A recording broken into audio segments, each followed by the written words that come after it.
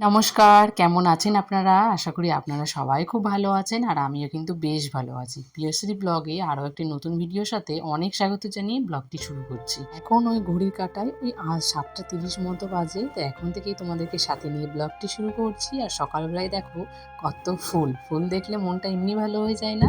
আমারও কিন্তু সকালবেলা প্রত্যেকদিন এই পুজো দেওয়ার সময় সত্যিই মনটা খুব ভালো হয়ে যায়। কারণ এত রকমের ফুল দেখলে সবার মন এমনিতেই ভালো হয়ে যায়।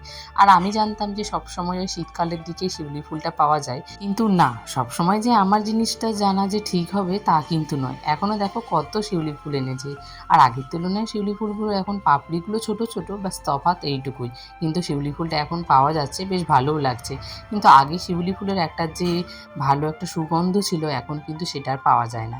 আগে রাস্তা দিয়ে কোথাও গেলে যদি রাস্তার ধারে কোথাও শিউলি ফুল থাকতো, তাহলে কিন্তু দূর থেকে সেটা বোঝা যেত যেখানে হ্যাঁ একটা ফুলের গাছ আছে।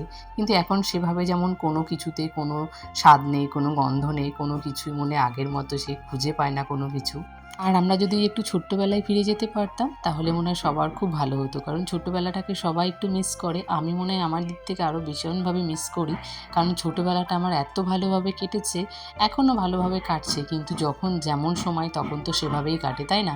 এখন বড় হয়ে গেছি, সংসার জীবনে এসেছি, তো সংসার জীবনে আসলে তো একরকম। আর ছোটোবেলার দায়িত্ব কর্তব্য তো কোনো কিছুই ছিল না, তখন ফ্রিলি নিজের মতো করে জীবনযাপন পালন করতাম, যখন যেটা মনে হতো তখন সেটাই করতাম। এখন কিন্তু সেগুলো পারি না, এখন অন্যের মনের মতো করে চলতে হয়। অন্যের মনের মতো বলতে কি, আমার স্বামী যথেষ্ট ভালো, তারপরেও আমাকে সব কিছুতে সাপোর্ট করে।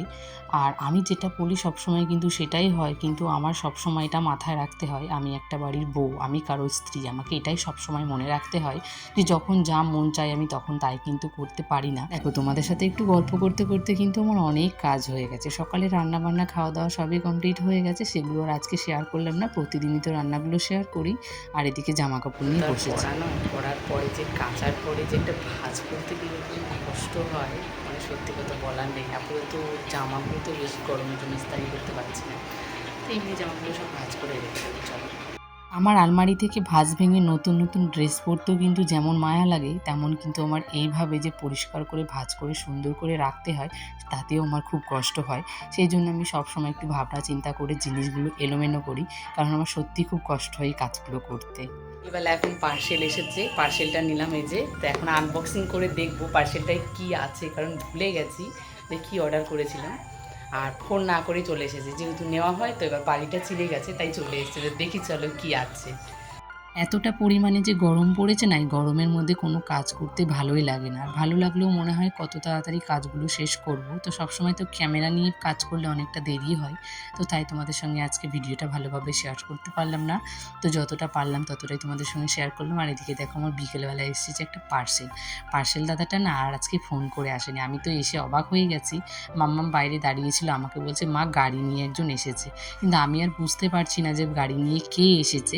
তারপর বাইরে গিয়ে দেখলাম যে একটা পার্সেল এসেছে, কিন্তু পার্সেলটা যে আমি অর্ডার করেছিলাম সেটা কিন্তু আমি ভুলেই গেছি। আর ফোন করে যেহেতু আসেনি, সেই জন্য আমার কিন্তু মাথা থেকেই বেরিয়ে গেছে যে কী আসতে পারে। তো এখানে এই যে মামামকে দিয়ে আজকে পার্সেলটা খোলালাম। মাম্মাম তো ভীষণ খুশি, কী ছিল দেখার জন্য বেশি এক্সাইটেড ছিল। তো দেখানোর পরে মাম্মামও ভীষণ খুশি হয়েছে। মাম্মাম আজকে প্রথম এই পার্সেল ওপেনিং করলো, তো মাম্মামের খুব ভালো লেগেছে। আজকে একটু সন্ধ্যের টিফিনে মনে হলো যে একটু চাউমিন বানাই, অনেক দিন থেকে ইচ্ছে করছে, কিন্তু গরমের জন্য না সত্যি কথা বলতে ভালোই লাগে না।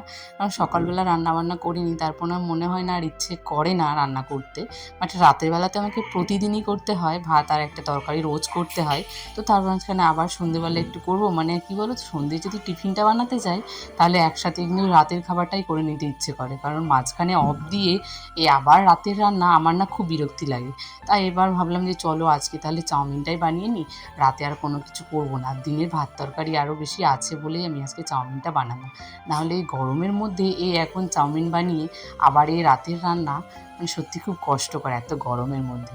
তো যাই হোক, এখানে দেখো আমি একটু চিকেন চাউমিন বানাচ্ছি। আর যখন আমি চিকেন আনা হয় তখন কিন্তু আমি সবসময় ওই 2-3 পিস রেখে দিই চিকেন চাউমিন খাওয়ার জন্য, কারণ আমার মনে হয় এগ চাউমিন আর ভেজ চাউমিনটা একটু ভালোই লাগে না। যদিও একটু চিকেন চাউমিনটা ভালো লাগে, তো ভেজ এগ আমার একটুও ভালো লাগে না। তাই নিজের জন্যই বলতে পারো ভালো লাগার জিনিসগুলোই করি। তো এখানে আমি ছোট্ট ছোট্ট করে চিকেনগুলোকে একবারে কেটে নিয়েছিলাম, তারপর আলু আর পেঁয়াজ কুচি আজকে দিয়েছি, বেশি কিছু দিইনি। চিকেন চাউমিন করার থাকার আরও একটা কারণ আছে। কারণটা হচ্ছে মাম্মাম না এমনি চিকেন খেতে পারে না, তার সঙ্গে ঝাল দেওয়া থাকে আর চিকেনগুলো একটু বড় বড় থাকে। আর এই যে চাউমিন করার সময় চিকেনগুলোকে তো একদম ছোট ছোট করে কেটে দিই, মাম্মামও ভালো খায় আরও চিবোতেও খুব সুবিধা হয়, তাই মাম্মামের কথা ভেবে ওই 2-1 পিস করে আমি রেখে দিই যে আমারও খাওয়া হবে তার সাথে মাম্মামেরও হয়ে যাবে। তো এখানে দেখো আমার চাউমিনটা রেডি হয়ে গেছে আর এদিকে একটু স্যালাড বানিয়ে নিয়েছি। 3জন মিলে সন্ধেবেলায় একটু কিছুটা সময় কাটানো হবে, তার সঙ্গে টিফিনও করা হয়ে গেল। তো চলো আজকের মতো ভিডিওটা আমি এখানেই শেষ করছি। ভিডিওটা কেমন লেগেছে অবশ্যই তোমরা কমেন্টে জানিও। দেখা হবে নেক্সট ব্লগে।